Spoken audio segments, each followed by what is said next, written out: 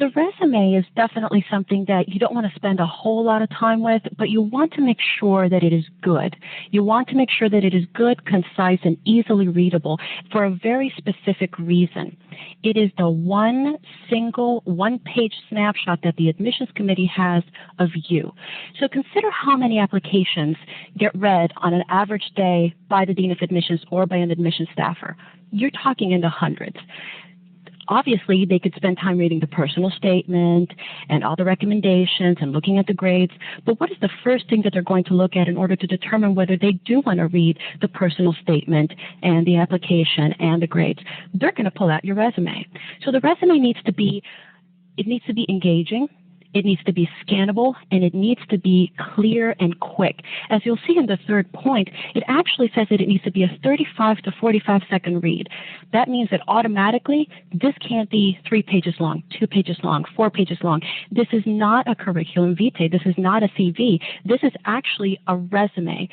It's a summary. It's a summary of who you are and the most important and salient parts of who you are. This is your opportunity to tell the admissions committee, hey, this is my academic background, this is my extracurricular background, this is my professional background, and these are the most important parts in each. In addition, you have to make sure to be clear.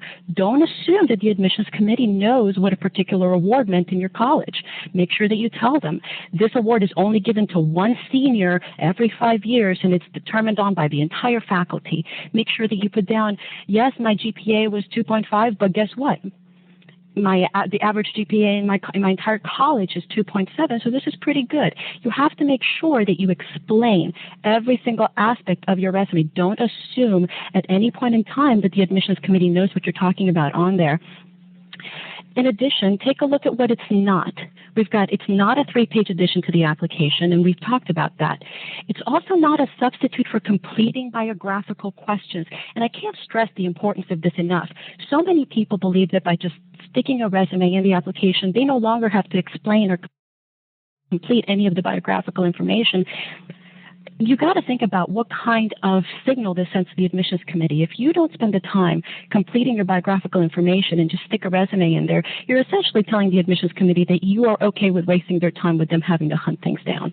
You have to be very much aware, even with a single-page document, you can send a completely wrong signal that puts a bad taste in the admissions committee's mouth. So make sure that you don't use the resume as a substitute for your biographical questions. And finally, it's not a traditional employment resume. That's what everybody seems to assume, that it's a traditional employment resume. There are certain things in the law school resume that simply don't have a place. You don't need to state what the purpose is. They know what the purpose is. You want to get into law school. You don't need to talk about computer certifications or prizes that you won in high school or your SAT score. For goodness sake, don't include that. It's certain things that just don't need to be a part of the resume, and you need to be very clear. 3 things only: academic background, extracurricular background, and professional background if you have it. And that's all that it needs to be. It needs to be in bulleted form, and it needs to be easily and readily scannable. Let me just add to what Ann said there about the resume. First and foremost, when she says scannable, she means somebody simply glancing through it and scanning it, not to say that it has to be scanned into a computer. So that's the first thing. It's a quick glance. It's a quick overview of who you are. The other thing is this, going and looking at, like, talking about what should and shouldn't be on there. It's not that we're saying that you should eliminate all the abilities that you have. You know, maybe they don't need to know that you're certified for certain Microsoft Office functions.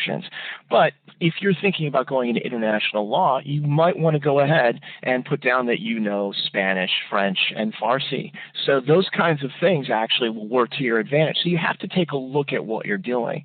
If you have some kind of special technical knowledge and you're looking at going into intellectual property law, obviously that's applicable. They're trying to get a quick overview of who you are. Yes, they are going to look more deeply into your application. They're going to look at some of the other elements that we're going to talk about, like the personal statement and the letters of recommendations.